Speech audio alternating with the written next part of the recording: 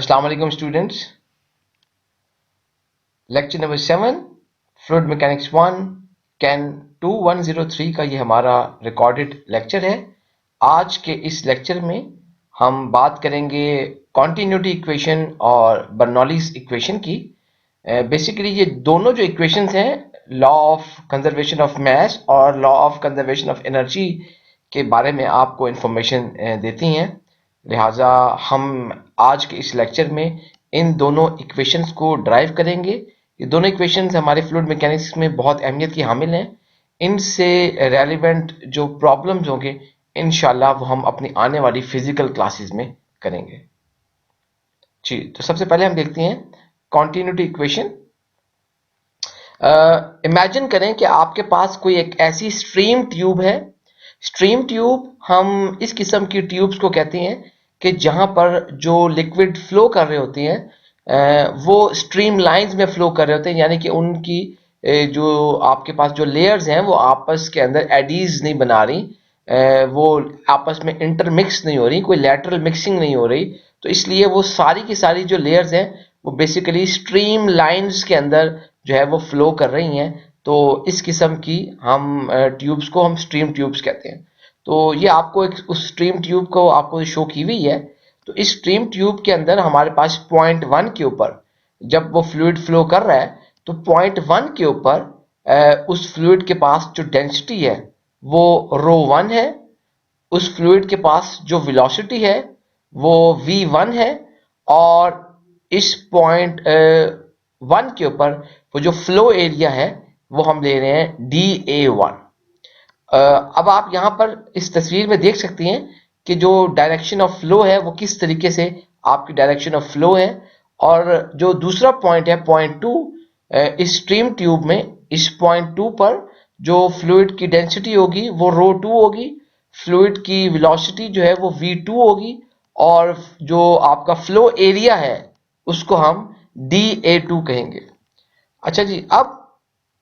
ये जो फ्लूइड इस स्ट्रीम ट्यूब में से फ्लो कर रहा है, जो फ्लूइड इस स्ट्रीम ट्यूब में से फ्लो कर रहा है, अगर हम उसका मैस फ्लो रेट लिखना चाहें तो उसको हम मैस फ्लो रेट को इस इक्वेशन नंबर 1 की सूरत में रिप्रेजेंट कर सकते हैं कि dg is equal to ρvdA।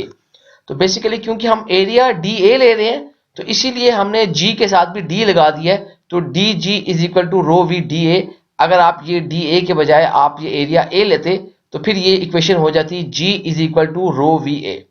इस इक्वेशन से घबराने की बिल्कुल जरूरत नहीं है। ये हम CPP2 में भी ये इक्वेशन देख चुके हैं कि जो आपके पास मैस, जैसे आपने देखा था कि आपके पास जो वॉल्यूमेट्रिक फ्लो रेट होता था तो वॉल्यूमेट्रिक फ्लो रेट के लिए आप वेलोसिटी और क्रॉस सेक्शनल एरिया को मल्टीप्लाई करते थे। जो वॉल्यूमेट्रिक फ्लो रेट होता था तो वेलोसिटी और क्रॉस सेक्शनल एरिया को आप मल्टीप्लाई करते थे। तो इन दोनों के साथ आपके पास जो चीज आती थी वो वॉल्यूमेट्रिक फ्लो रेट आता था। तो इसी तरह वॉल्यूमेट्रिक फ्लो रेट को अगर आप डेंसिटी के साथ मल्टीप्लाई कर देते थे तो आपके पास ये एक मैस फ्लो रेट आ जाता था। तो हमने वही इक्वेशन है, सिर्फ उनकी नोटेशंस को जी वगैरह इस तरह, क्योंकि अब इस सवाल में हम जो है वो एम भी बहुत ज्यादा यूज कर रहे हैं तो यू यूज करने की जरूरत नहीं थी। तो यहाँ पे नोटेशंस जो हैं वो हमने इसकी चेंज कर दी हैं। फॉर्मूला बेसिकली बिल्कुल सेम है कि आपके पास जो मैस फ्लो रेट होता है वो वॉल्यूमेट्रिक फ्लो रेट और डेंसिटी का प्रोडक्ट होता है। तो ये जो वेलोसिटी और क्रॉस सेक्शन एरिया, ये दोनों जो चीजें मिलकर आपके पास वॉल्यूमेट्रिक फ्लो रेट बनाते हैं, और वॉल्यूमेट्रिक फ्लो रेट को जब आप डेंसिटी के साथ मल्टीप्लाई करते हैं तो आपके पास मैस फ्लो रेट आ जाता है। तो इस तरह वो जो फ्लूइड इस स्ट्रीम ट्यूब में से फ्लो कर रहा होगा तो इस फ्लूइड के का जो फ्लो रेट है उसको कैलकुलेट करने के लिए आप इक्वेशन नंबर 1 लिख सकते हैं कि dg is equal to ρvdA। इस इक्वेशन के अंदर जो हमारे पास g है बेसिकली मैं बता चुका हूं कि mass flow rate of the fluid है, rho density of the fluid है, v velocity of the fluid है, और आपके पास जो a है वो क्रॉस सेक्शनल एरिया जो है वो होगा। क्योंकि हम ट्यूब की बात कर रहे हैं तो ये ट्यूब है, अगर ये पाइप होगा तो ये पाइप का क्रॉस सेक्शनल एरिया होगा। अच्छा, तो लेट्स से कि अगर आप ये देखिए इस इक्वेशन को देखिए, इस इक्वेशन नंबर 1 को देखते हुए हम पॉइंट 1 के ऊपर जो आपकी इक्वेशन बनेगी, अगर आप ये देखें ये इक्वेशन है तो पॉइंट 1 पर जो इक्वेशन बनेगी तो हम उसको लिख सकते हैं इस तरीके से कि dg1 is equal to ρ1 v1 da1, इसको हम इक्वेशन नंबर 2 कह रहे हैं। ये जो पॉइंट 1 पर इक्वेशन है बेसिकली आपके पॉइंट 1 पर जो पैरामीटर्स मौजूद थे जैसे डेंसिटी, वेलोसिटी और एरिया, उसके जो जो पैरामीटर्स मौजूद थे उनकी मदद से आपने पॉइंट 1 पर ये dg1 इक्वेशन लिख ली। इसी तरह इस तस्वीर में आपके पास जो पॉइंट 2 के ऊपर जो पैरामीटर्स मौजूद हैं जैसे कि ρ2 v2 da2, इन पैरामीटर्स की मदद से हम इसी तरह पॉइंट 2 पर भी इक्वेशन लिख सकते हैं which will be dg2 is equal to ρ2 v2 da2। तो ये घबराइएगा मत, क्योंकि जैसे पॉइंट 2 की वजह से हमने सबस्क्रिप्ट में ये 2 लिख दी है, पॉइंट 1 की वजह से हर सबस्क्रिप्ट में हमने 1 लिखा हुआ है। तो इन दोनों को जब मल्टीप्लाई किया तो आपके पास वॉल्यूमेट्रिक फ्लो रेट है, और उसको जब डेंसिटी से मल्टीप्लाई किया तो आपके पास ये मैच फ्लो रेट आ गया। अच्छा जी, अब अगर हम इक्वेशन नंबर 2 और 3 को इंटीग्रेट कर लें, तो इंटीग्रेट करने के बाद अगर आप उसको देखिए तो अगर आप पॉइंट 1 के ऊपर जो आपकी इक्वेशन थी इक्वेशन 2 उसको इंटीग्रेट कर रहे हैं तो dg1 is equal to ρ1 v1 da1। तो आपको पता है कि जो है हमारे पास ρ1 v1 यहाँ पे कांस्टेंट है, dg1 ये आपकी वेरिएबल टर्म्स थी। तो हमने इसको जब आपने इसको किया तो आपके पास जो पॉइंट 1 पर जो इक्वेशन आई वो g1 is equal to ρ1 v1 a1, इसको मैंने इक्वेशन नंबर 4 कह दिया। इसी तरह पॉइंट 2 की जो आपके पास इक्वेशन आपने बनाई थी dg2 is equal to ρ2 v2 da2, उसको भी आप इंटीग्रेट कर लेंगे दोनों साइड्स पर। तो आपके पास यहाँ पर भी ρ2 और v2 जो है आपके पास ये कांस्टेंट है, ये इंटीग्रल से बाहर आ जाएंगे, ये वेरिएबल है। तो जब आपके पास इस इंटीग्रेशन को सॉल्व किया तो आपके पास ये जो इक्वेशन आ गई 5, वो g2 is equal to ρ2 v2 a2, इसको मैंने इक्वेशन नंबर 5 का नाम दे दिया। अच्छा, अब हमारे पास इस तस्वीर के अंदर देखिए, क्योंकि आपके पास एक सेम फ्लूइड फ्लो कर रहा है, ये ऐसा नहीं मुमकिन कि आपका फ्लूइड यहां से एंटर हुआ है जब यहां तक पहुंचे तो वो फ्लूइड चेंज हो जाएगा, ऐसा नहीं हो सकता। तो फ्लूइड आपका सेम फ्लूइड फ्लो कर रहा है। तो जब आपके पास यहाँ पर एक सेम फ्लूइड फ्लो कर रहा है तो क्योंकि आपकी जो स्ट्रीम ट्यूब है इसका हर जगह से साइज भी एक जैसा ही था, तो मैच फ्लो रेट आपके पास जो फ्लूइड फ्लो कर रहा है क्योंकि सेम फ्लूइड है, तो सेम फ्लूइड की वजह से उसका जो मैच फ्लो रेट है वो जो है वो बोथ पॉइंट्स पर सेम है। तो अगर इसका फ्लो रेट का दोनों पॉइंट्स पर यानी कि पॉइंट 1 और पॉइंट 2 पर अगर सेम होगा तो हम कह सकते हैं कि g1 जो है वो g2 के बराबर है। तो अगर आपके पास g1 और g2 दोनों बराबर हैं तो इक्वेशन नंबर ये 5 और इस तरह इक्वेशन नंबर 4 को आप बराबर रख सकते हैं। तो इक्वेट कर रहे हैं आप, क्योंकि अगर आप g1 is equal to g2 तो फिर आपके इक्वेशन 4 और इक्वेशन 5 भी बराबर है, जिसका मतलब ये है कि आपके पास ρ1 v1 a1 is equal to ρ2 v2 a2, आपने ये इक्वेशन बना ली। अब अगर आपके पास कोई इनकम्प्रेसिबल फ्लूइड होगा, तो जो इनकम्प्रेसिबल फ्लूइड्स होते हैं जैसे कि वाटर आपके पास, तो उनके अंदर जो अगर आपके पास जो है वो प्रेशर चेंजेस जब आपकी कम होती हैं तो जो डेंसिटी होती है वो जो है ऑलमोस्ट सेम रहती है, बड़ा नेग्लिजिबल इफेक्ट होता है एट स्मॉल प्रेशर चेंजेस। तो इस वजह से आपकी जो डेंसिटी होगी ρ1 और ρ2 दोनों आपकी सेम होगी, कांस्टेंट होगी, यानी कि ρ1 is equal to ρ2 is equal to ρ, क्योंकि आपके पास इनकम्प्रेसिबल फ्लूइड्स के अंदर एट स्मॉल प्रेशर चेंजेस तो डेंसिटी जो है वो सेम रहेगी, और डेंसिटी की वजह से जब सेम रहेगी तो आपके ρ1 और ρ2 दोनों बराबर होंगी, तो वो आपके रो के बराबर हो जाएगी। तो आपकी जब ये दोनों सेम होंगी तो ये डेंसिटीज आपस में कट सकती हैं, तो आपके पास जो इक्वेशन बन जाएगी वो v1 a1 is equal to v2 a2। तो इस इक्वेशन की मदद से, इस इक्वेशन नंबर 6 की मदद से बेसिकली जो है ये आपके पास कॉन्टिन्यूटी इक्वेशन है,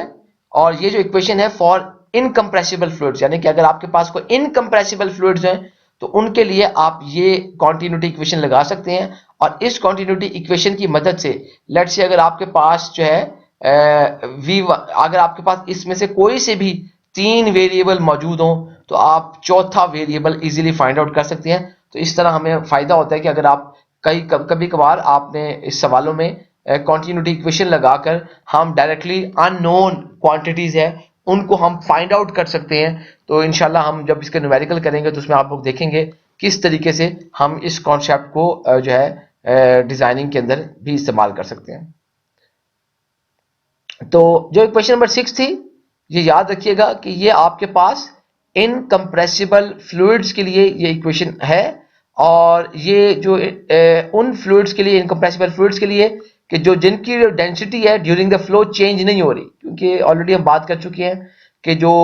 इनकम्प्रेसिबल फ्लूइड जैसे कि वाटर है, उनके यहाँ डेंसिटी की जो चेंजेस हैं वो एट लो प्रेशर पर वो बहुत कम चेंज होती है, तो इग्नोरेबल है बिल्कुल, आप उसको तो इस वजह से कंसिडर करने की जरूरत नहीं होती, तो इसलिए हम जो है यहाँ पर उसके लिए ये इक्वेशन यूज करेंगे। अच्छा जी, उसके मुकाबले में अगर आपके पास कोई कंप्रेसिबल फ्लूइड है जैसे कि गैसेस, तो कंप्रेसिबल फ्लूइड्स के अंदर जो प्रेशर चेंजेस होती हैं वो आपके पास बड़ी सिग्निफिकेंट होती हैं, यानी कि during the flow it is quite possible कि फ्लो के अंदर उसकी प्रेशर चेंजेस आ जाएं, और उसकी वजह से जो डेंसिटी जो चेंज है वो भी सेम नहीं रहती। तो आपके पास जो है कंप्रेसिबल फ्लूइड्स के अंदर इट इज क्वाइट पॉसिबल कि आपके पास जो है वो डेंसिटी जो है वो सेम ना रहे। जब डेंसिटी सेम नहीं रहेगी तो रो वन और रो टू दोनों बराबर नहीं होंगी, तो उस सूरत में आपकी जो कॉन्टिन्यूटी इक्वेशन बनेगी वो rho one V one A one is equal to rho two V two A two, जिसको हम इक्वेशन नंबर 7 कह रहे हैं। तो ये जो इक्वेशन नंबर 7 है, this is the continuity equation for compressible fluids. एक बात याद रखिएगा कि आप बेसिकली इसी इक्वेशन को इनकम्प्रेसिबल के लिए भी यूज कर सकते हैं, क्योंकि जब इनकम्प्रेसिबल के लिए यूज करेंगे तो आपके ऑटोमेटिकली रो वन और रो टू दोनों इग्नोर हो जाएंगी, तो आप V1 A1, तो इसलिए अगर आप ये इक्वेशन भी याद रख लेते हैं इट्स मोर देन इनफ, तो आपको पता लग जाएगा कि आप किस तरीके से इसको फ्लो करा रहे हैं। तो इस इक्वेशन के अंदर हमारे पास जो रो वन है वो आपके पास density of the fluid at point 1 है, जो रो टू है वो density of the fluid at point 2 है, जो V1 है वो velocity of the fluid at point 1 है, V2 जो है वो velocity of the fluid at point 2 है, A1 जो है वो cross sectional area of the pipe या ट्यूब जिसकी हम बात कर रहे हैं एट पॉइंट 1, A2 जो है वो cross sectional area of the pipe या जो ट्यूब जो है आपके पास एट पॉइंट 2। तो इस इक्वेशन नंबर 7 की मदद से हम जो है बेसिकली ये कंप्रेसिबल फ्लूइड्स के लिए हमारी कॉन्टिन्यूटी इक्वेशन थी, और जिसकी मदद से हम जो आप ख़ास तौर पे ऐसे फ्लूइड्स का जैसे कि गैसेस वगैरह हैं उनका जब या कोई और फ्लूइड्स जिनकी डेंसिटी चेंज हो रही है ड्यूरिंग द फ्लो, तो उनके ऊपर आप अप्लाई कर सकते हैं। तो जो टेक होम मैसेज होना चाहिए वो ये होना चाहिए कि ये आपकी जो कॉन्टिन्यूटी इक्वेशन है बेसिकली ये लॉ ऑफ कंजर्वेशन ऑफ मास पर डिपेंडेंट है, क्योंकि इसके अंदर हम जब बात कर रहे हैं तो यहाँ पे आपके पास सारे because of density velocity area आपके पास ये जो सारी चीजें मौजूद हैं ये लॉ ऑफ कंजर्वेशन ऑफ मास के ऊपर कि आपके पास सिस्टम में जो मास एंटर होता है वो सेम रहता है, उसके अंदर कोई चेंज नहीं आएगी। इसी क्योंकि देखिए हम जो कॉन्टिन्यूटी इक्वेशन के लिए जो बेसिक प्रिंसिपल है वो यही है कि आपके पास given in a given system जो आपके पास मास एंटर हो रहा है वही मास आउट होगा, जो मास एंटर हो रहा है वही मास आउट होगा, और इसी कॉन्सेप्ट की मदद से हम ये कॉन्टिन्यूटी इक्वेशन ड्राइव करते हैं। और इस कॉन्टिन्यूटी इक्वेशन की मदद से आपके पास यहाँ पर अगर कोई से पांच भी पैरामीटर, यानी कि जैसे आपने देखा था अगर रो वन और रो टू को इग्नोर कर देते हैं तो कोई से 3 पैरामीटर हो तो चौथा कोई भी इसमें से पैरामीटर आप इजीली फाइंड आउट कर सकते हैं। तो ये थी हमारे पास continuity equation which is based on law of conservation of mass. इसी तरह हमारे पास एक बर्नौलीज इक्वेशन है जो कि आप लोग ऑलरेडी हम उसको मैकेनिकल एनर्जी बैलेंस इक्वेशन के नाम से हम उसको CPP2 के अंदर ऑलरेडी उसको कर चुके हैं। तो अगर आप फ्लूइड मैकेनिक्स के हवाले से बात करें तो जिस तरह आपने लॉ ऑफ कंजर्वेशन ऑफ मास लगाकर हमने कॉन्टिन्यूटी इक्वेशन ड्राइव की है, तो इसी तरह law of conservation of energy लगाकर हम जो है बर्नौलीज इक्वेशन को ड्राइव कर सकते हैं। तो बस याद रखिएगा यही इन दोनों में फर्क है कि आपकी जो कॉन्टिन्यूटी इक्वेशन है वो लॉ ऑफ कंजर्वेशन ऑफ मास को का एक प्रैक्टिकल एप्लीकेशन है, और आपकी जो बर्नौलीज इक्वेशन है वो law of conservation of energy की प्रैक्टिकल एप्लीकेशन है। अच्छा जी, तो इसी तरह जो बर्नौलीज इक्वेशन को अगर आप डिफाइन करना चाहें तो आप उसको इजीली डिफाइन इस तरह कर सकते हैं कि जब किसी फ्लूइड के फ्लो पर आप law of conservation of energy apply करते हैं तो जो इक्वेशन आपको हासिल होती है उस इक्वेशन को हम बर्नौलीज इक्वेशन कहते हैं। तो बस याद रखिएगा कि आपके पास कि जब भी आप किसी भी फ्लूइड के फ्लो पर आप law of conservation of energy apply करें, तो जो इक्वेशन आपको ड्राइव की है उसको हम बर्नौलीज इक्वेशन कह रहे हैं। और बर्नौलीज इक्वेशन की बहुत सी मुख्तलिफ किस्म की फॉर्म्स हो सकती हैं। जनरल फॉर्म है उसकी, कोई कॉम्प्लिकेटेड फॉर्म हो सकती है, मुख्तलिफ किस्म की फॉर्म हो सकती हैं। तो हम उसके सिस्टम से कोई सिंपलर उसकी फॉर्म्स बनाएंगे। तो सिंपलर फॉर्म्स बनाने से पहले हम एक सिस्टम देखते हैं। तो अगर आप गौर कीजिए, ये एक सिस्टम है हमारे पास। इस सिस्टम में हमारे पास एक फ्लूइड है जिसको पॉइंट ए से पॉइंट बी तक ट्रांसपोर्ट किया जा रहा है, फ्लो किया जा रहा है। यानी कि आपके पास इस पॉइंट ए से फ्लूइड को पॉइंट बी तक ट्रांसपोर्ट किया जा रहा है, ट्रांसफर किया जा रहा है, फ्लो कराया जा रहा है। तो पॉइंट ए पर इस फ्लूइड के पास जो चीजें मौजूद हैं, यानी कि उस फ्लूइड पर के पॉइंट ए पर जो फ्लूइड का प्रेशर है वो पी ए है, वेलोसिटी जो है वो वी ए है, डेंसिटी जो है उसकी रो ए है। तो पॉइंट बी के ऊपर जो फ्लूइड के पास उसका प्रेशर है वो पी बी है, जो डेंसिटी है उसकी वो रो बी है, और जो वेलोसिटी है उसकी वी बी है। तो ये आपके पास कोई रेफरेंस लाइन है, यानी कि पॉइंट ए की इस रेफरेंस लाइन से जो हाइट है, जो डिस्टेंस है वो जेड ए है, और पॉइंट बी का आपके पास जो रेफरेंस लाइन से जो कोई डिफरेंस है वो जेड बी है। तो आपको पता है कि जब फ्लूइड को फ्लो करता है तो ऑब्वियसली कोई फ्रिक्शनल लॉसेस होते हैं। तो फ्रिक्शनल लॉसेस को ओवरकम करने के लिए आप जो है एक पंप ऐड कर देते हैं इस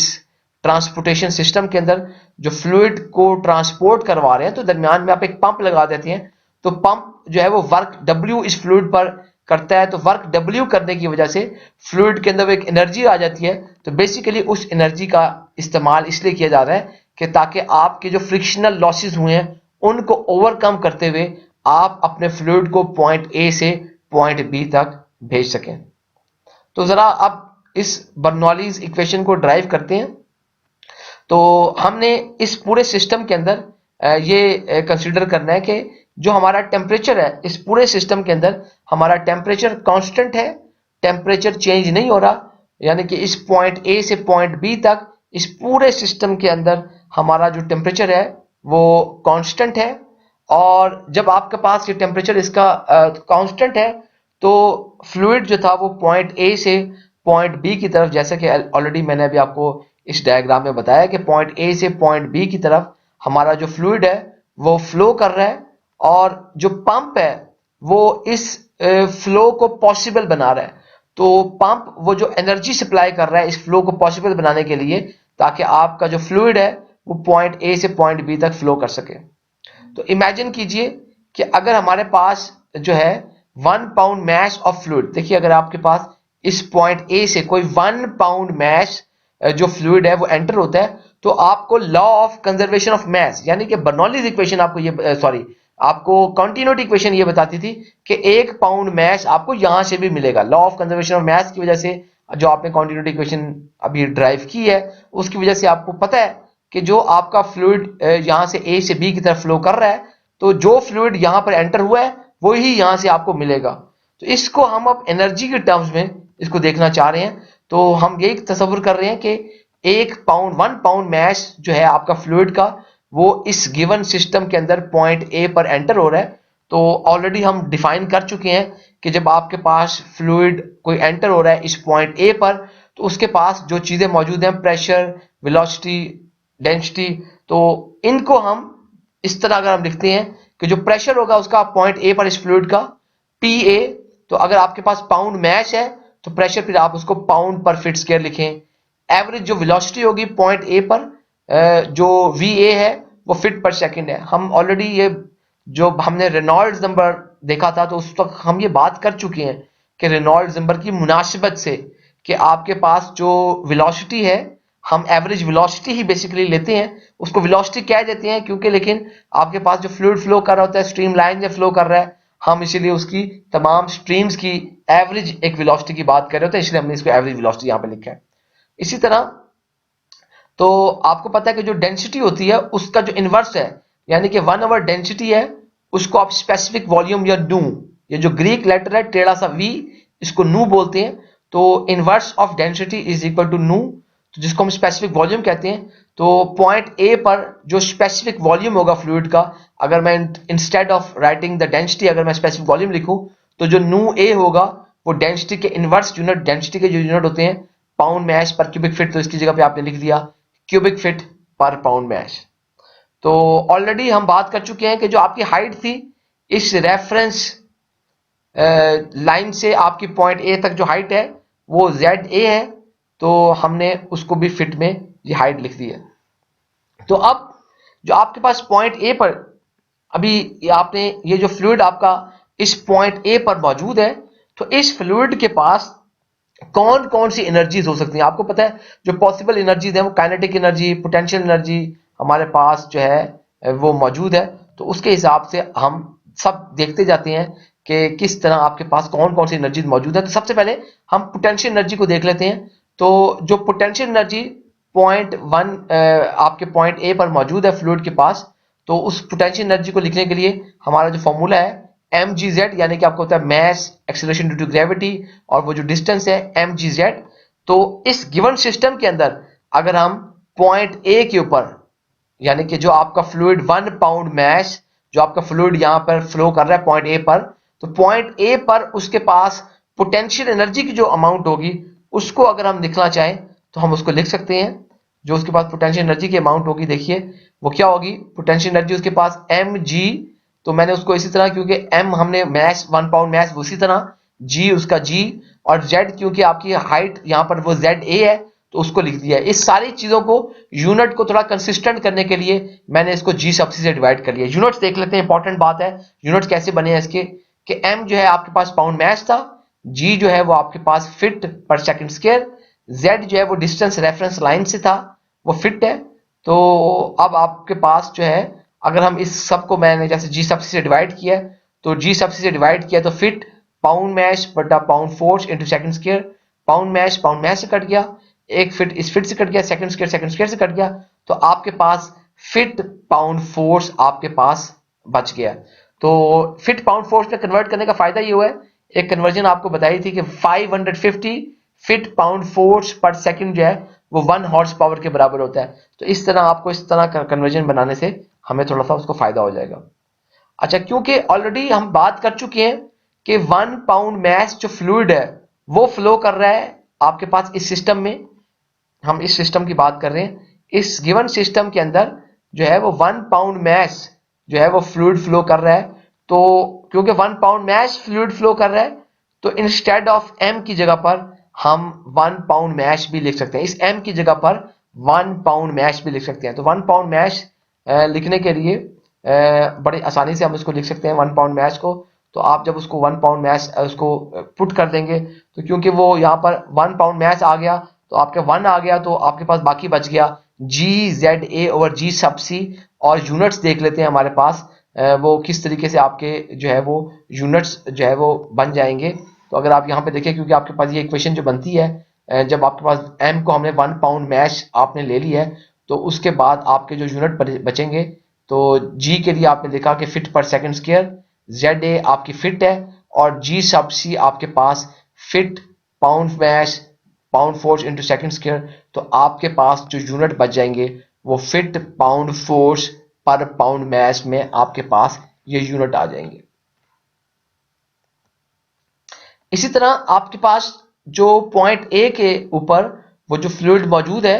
1 पाउंड मैश जो फ्लूइड एंटर हुआ था, उसके पास जो काइनेटिक एनर्जी कितनी होगी, तो काइनेटिक एनर्जी आपको ऑलरेडी पता है, जो काइनेटिक एनर्जी होती है वो 1/2 mv²। तो हम उसी फॉर्मूले को पुट करके हम देखते हैं कि किस तरीके से काइनेटिक एनर्जी निकाल सकते हैं। तो आपके पास 1/2 m, और क्योंकि पॉइंट ए पर जो वेलोसिटी है वो va है, तो a², और इसी तरह आप उसको g सब्सिडी से डिवाइड कर देंगे ताकि यूनिट्स कंसिस्टेंट हो जाए। तो यूनिट्स देख लेते हैं कि m आपके पास पाउंड मैश है, va आपके पास जो है वो फिट पर सेकंड स्क्वायर, दोनों स्क्वायर हो जाएंगे, फिट पर सेकंड होता है वेलोसिटी, तो feet square per second square, G sub C feet pound mass over pound force into second square, second square से कट गया, पाउंड मैश से cut गया, तो आपके पास ये फिट इस पावर से कट गया, तो आपके पास बाकी फिट पाउंड फोर्स जो है आपके पास यहाँ पर आ जाएगा। तो अगर देखिए आपके पास जो है वो 1 पाउंड मैश अगर लिक्विड जो है वो फ्लो कर रहा है, जैसे अभी हमने देखा था पोटेंशियल एनर्जी के लिए, तो उसके लिए m की जगह पर अगर आप 1 की अगर वैल्यू लिखें, m की जगह पर अगर 1 हो, तो आपके पास ये जो इक्वेशन, यही वाली जो इक्वेशन थी वो बन जाएगी V(a)² 2g sub c 2g sub c। तो आपके पास जो VA है वो फीट पर सेकंड स्क्वायर और G sub c feet pound mass over pound force into second square. तो ये आपके पास यूनिट्स काटने के बाद feet pound force over pound mass, बिल्कुल उसी तरह जैसे आपके जो पोटेंशियल एनर्जी के जो यूनिट्स बने थे उसी तरह काइनेटिक एनर्जी के यूनिट्स में आ जाएगा। तीसरी जो एनर्जी उसके पास हो सकती है वो प्रेशर एनर्जी हो सकती है। तो जो प्रेशर एनर्जी है उसको लिखने के लिए हम अगर इस तरह फॉर्मूला उसको लिख लें कि जो आपके पास प्रेशर एनर्जी है वो pressure at point a multiply by specific volume of fluid at point a. ये इसको हम जब हम इसको लिख रहे हैं प्रेशर एनर्जी को, तो यहां पर प्रेशर एनर्जी को लिखने के लिए हमारे पास जब हमने इसको इस तरह इसको हम कर रहे हैं, तो आपके पास जो भी पॉइंट ए के ऊपर बिकॉज ऑफ द फ्लूइड, क्योंकि आपको पता है ये जो फ्लूइड जब अपनी डेंसिटी की वजह से कोई प्रेशर एक्सर्ट कर रहा होगा, तो पॉइंट ए के ऊपर वो जो प्रेशर एक्सर्ट हो रहा होगा तो उसको हम कह रहे हैं कि प्रेशर एट पॉइंट ए। और ये जो प्रेशर है because of the moving fluid, यानी कि फ्लूइड के वजन की वजह से, यानी कि फ्लूइड की डेंसिटी की वजह से आपके पास है। और डेंसिटी को हमने स्पेसिफिक वॉल्यूम के टर्म्स में लिखा है, तो इसको हमने इस तरह लिख दिया कि जो प्रेशर एनर्जी है वो pressure at point a multiply by specific volume of fluid at point a. तो इसको हमने प्रेशर एनर्जी को हमने इसको लिख दिया पी ए मल्टीप्लाई बाय नू ए, इसको इक्वेशन नंबर 3 कह दिया। और इसके यूनिट्स देख लेते हैं। पी ए आपको पता है प्रेशर है तो पाउंड फोर्स पर फीट स्क्वायर, नू ए आपके पास जो है वो स्पेसिफिक वॉल्यूम है तो उसके क्यूबिक फीट पर वॉल्यूम, तो क्यूबिक ये फीट स्क्वायर इससे कट गया, तो आपके पास feet pound force over pound mass. बिल्कुल वही यूनिट्स जैसे आपने काइनेटिक एनर्जी के यूनिट निकाले हैं, जैसे आपने पोटेंशियल एनर्जी के यूनिट्स निकाले हैं, बिल्कुल उसी तरह आपने प्रेशर एनर्जी के भी उसी तरह यूनिट्स निकाल ली हैं। और इन यूनिट्स के निकालने से अब हमारे पास ये तीनों जो एनर्जीज हैं ये कंसिस्टेंट हो गई हैं।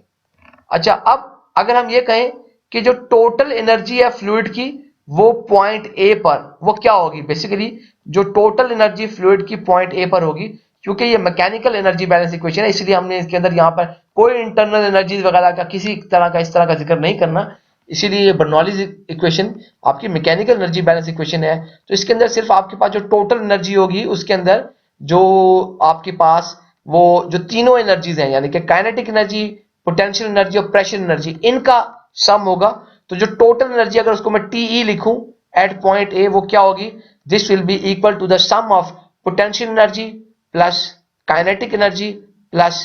Pressure energy. तो इन तीनों की अगर वैल्यूज जो इक्वेशन नंबर 1, 2 और 3 में अभी हमने ये वैल्यूज निकाली हैं, तो ये मैं अगर वैल्यूज पुट कर दूं इस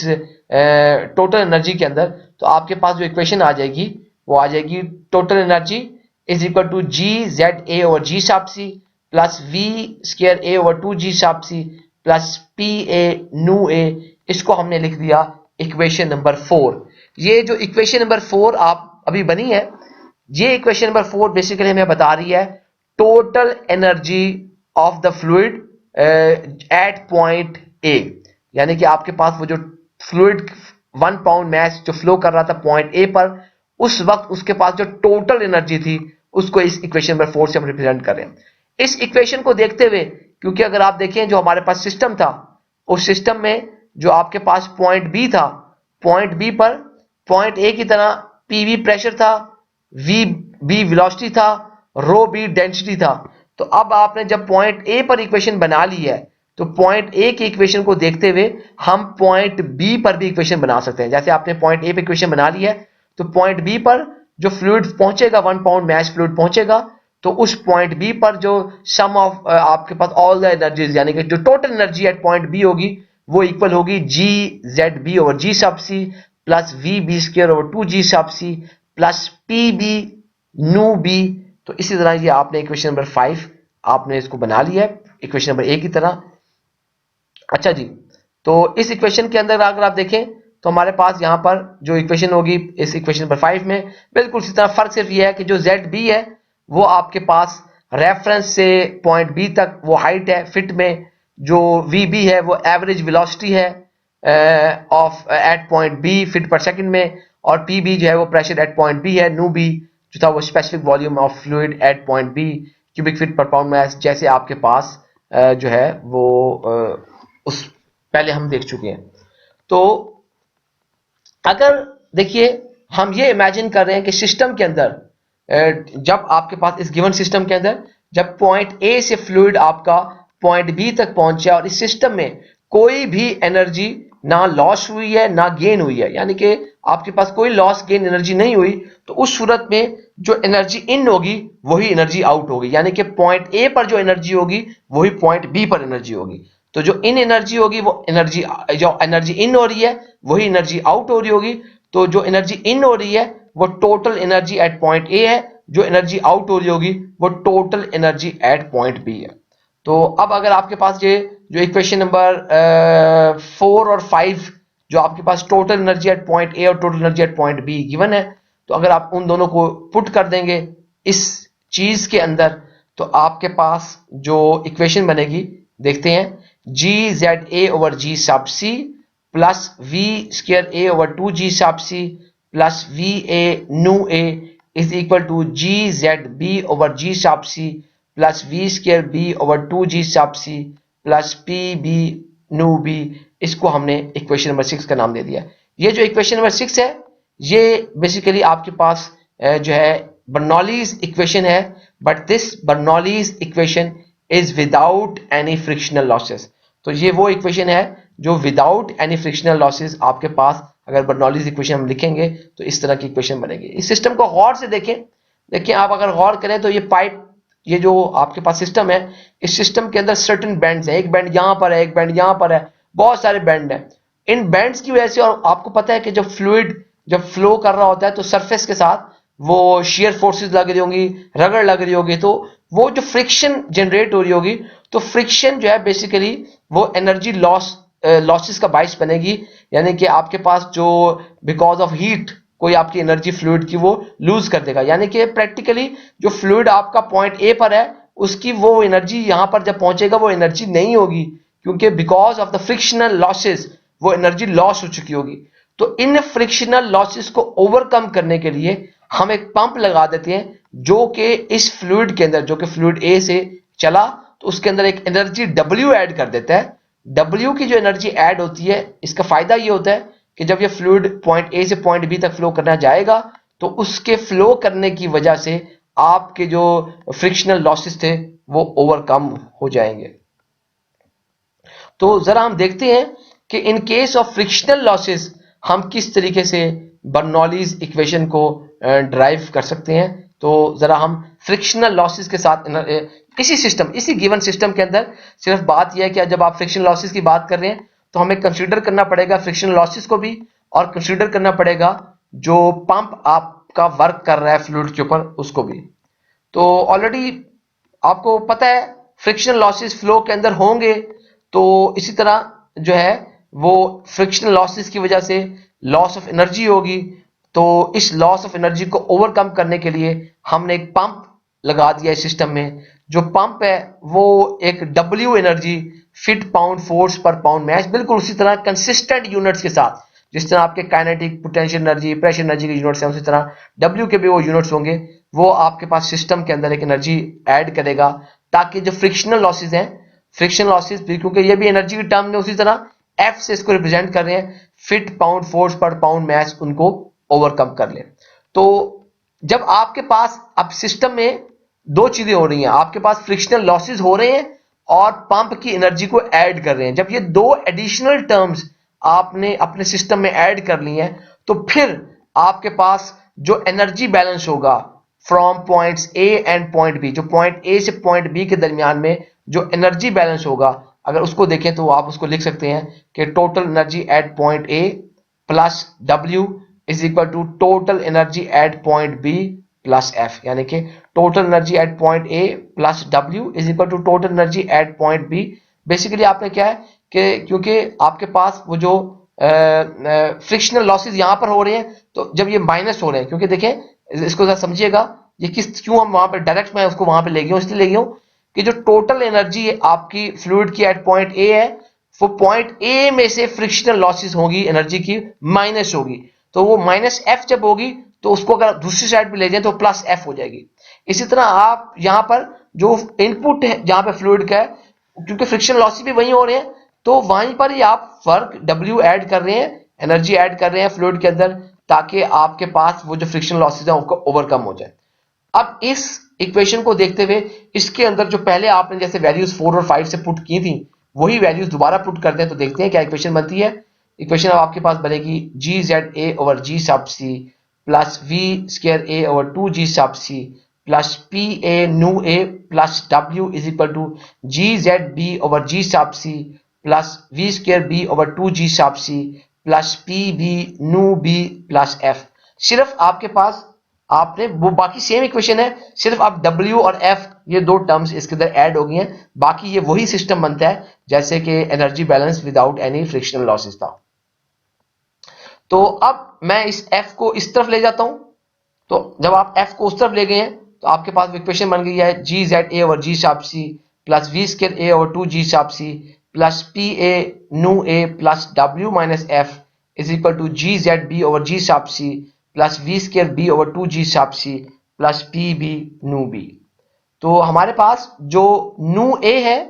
उसको लिखने के लिए आप देख सकते हैं कि 1 ओवर रो ए, जो न्यू ए आपके पास वो डेंसिटी का इनवर्स है, जो न्यू बी है वो डेंसिटी बी का इनवर्स है। तो आप न्यू ए और न्यू बी की जगह पर ये वैल्यूज अगर आप डेंसिटी की पुट कर दें तो ये आपकी जो अबव इक्वेशन है ये इस तरह बन जाएगी G Z A over ji sharp C. तो आपके पास यहाँ पर क्योंकि न्यू ए यहाँ पर था पी ए न्यू ए, तो उसकी जगह पर आपके पास 1 ओवर रो ए आ गया, तो G Z A over ji sharp C plus we square A over 2 G sharp C plus P A over nu A plus W minus F is equal to ji Z B over ji sharp C